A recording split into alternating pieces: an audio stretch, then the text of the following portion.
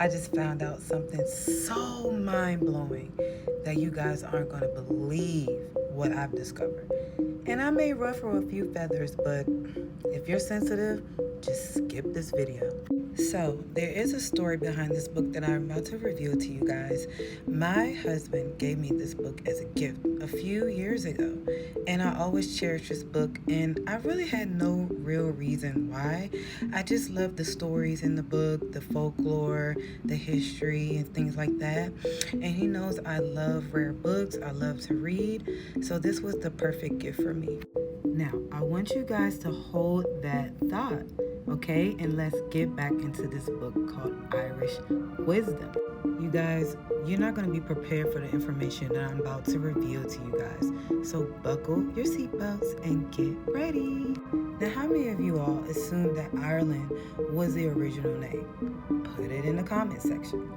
How many of you assumed that Ireland with an I was the original spelling? Put it in the comment section. I love to hear your thoughts. Now, I'm going to bring this out, and it's going to ruffle a few feathers, but it's history. So in this passage, it says the greatest and most prolonged struggle in ancient times that we have any account or reliable tradition of was the war between Rome and Ireland, whose name at the time was Eir, E-I-R. We are told by priests that it was Scotia or the Scots, which is a mythical name alluding to her Magian adepts, a Hebrew priest of the sun. Now, as I'm reading this, I want you guys to think about a group of people that worship the sun. This passage further goes on to say how after Ireland was destroyed and sacked by Rome and England, that the name was changed to I-R, which means to finish. So the correct spelling of Ireland is E-I-R. And it's not even called Ireland, it's called Eir or Erin. This book even goes deeper and tells us that India, who we all know today as India, is an island. And India is not even the original name. The original name is Haranya of Eir. So it is a territory of Ireland. Now, I don't know if you guys remember my last video, but I spoke about the Atlantic Ocean being very treacherous to cross. These were sacred islands, okay? It further goes on to say how Ireland is indeed the great motherland, okay? It is the motherland, not Africa. Ireland is. It even goes on to say how Atlantis is very fake. It's not real, you guys. I mean, because if you really think about it, doesn't it make more sense that it would be Ireland? Ireland is an island. It would make sense that those islands there came from above the waters. It even speaks about how England is a direct sister to the island of Ireland. All right, it is a direct descendant from that place, which means the Gaelic or the Black Celts also owned England. It goes on to speak about how England ended up turning on Ireland and started what was called the Punic Wars, okay? Now, it says that the Punic Wars was started between Rome. Rome got a foothold into England, and England and Rome basically teamed up on Ireland. And y'all, even AI is confirming everything that I'm reading. So these are not lies. It goes on to say the first council of Nicaea was convened by Roman Emperor Constantine in 325. Okay, it also goes on to say how he wanted to replace the Aryan race, which are the Celts. They just keep changing the name, just like they do black people here. Okay, they wanted to replace it with so-called Christianity.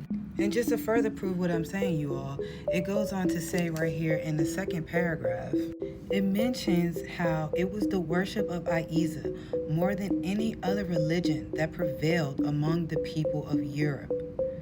At the time of the Church of Rome began her mission to plunge the world into darkness.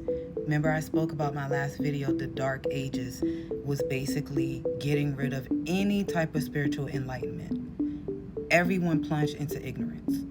It further goes on to say how the world plunged into ignorance and darkness in order that mankind might forget all of the past. Her intentions, no doubt, was to destroy all evidence, as she thought she succeeded well in doing so, by which men in future ages might be able to refute the false and absurd statements which she has given out regarding the source from which she got her Savior, Jesus, and her Bible. Let that sink in. Now here is the mind-blowing parts, y'all. It says that she appropriated them from the Irish, and to cover up this fact, committed the most heinous and awful crimes against mankind. They were crimes which involved persecution, slaughter, and untold suffering. All this was done just so that Rome and England can have power and a papacy, basically, a pope. Here's another gem. It also mentions how the Bible did not come from anywhere but Ireland. It says, the Hebrew Bible did not come from any people distinctly known in history as Hebrews, for there never was such a people. The name Hebrew is derived from Heber, from EA, which is an Irish term, an Irish name of the sun. Melesius is the personified son, the father of the Irish race in Irish history. The Heber is his brother. And I want you guys to remember when I spoke about the book my husband gave me years ago. Well, here I'm about to let you guys know something. Now, this book is called The Story of the Irish Race. As soon as I open the first page, what does it say? The Irish race of today is popularly known as the Milesian race because the genuine Irish Celtic people were supposed to be descendants from Melesius of Spain. Now, why is that important? You see how it mentions the same name in this book? It says the name Hebrew is derived from Heber, EA, fire, an Irish name of the sun. Melesius is the personified sun. And it further goes on to say in the last paragraph that the Bible did not come from India or Greece or from Persia or from Palestine, but directly from Ireland and its great master priesthood of Isa. Y'all, this book is deep as hell. So basically, the Church of Rome set up a whole group of people over there in the so-called Middle East to be the chosen people, which is a lie. They don't want to admit that the people are right here. We are the ancient Phoenicians, aka the Black Celts. We owned all of the islands under the Atlantic Ocean. India, Africa, America, Ireland, Greenland. We were all there. They just changed our name to cover up their crimes. Much like they change our name here in America from blacks, African American, colored. It's all to distract you, confuse you. And I got something mind-blowing to tell you guys. Like, as I'm doing this research, me and my husband are just like, oh my God, going crazy. Like, what the hell are we reading, right? And my last name is Martin. As I did more research, my actual last name is Irish. Y'all, I'm Black American. I have an Irish last name. You can't make this shit up. I'm the living embodiment of a Celt. So let me find out the real motherland is Ireland, which is why we say stuff like our land. Get off our land, right? It's really Ireland. That is the motherland. So it also makes me think, who are those people over there in Africa? Those aren't their original people. You guys saw what I just read. Let me know what you guys think in the comment section. If you guys want me to continue reading some more stories from this book, let me know in the comment section what you think. I love to explore different perspectives.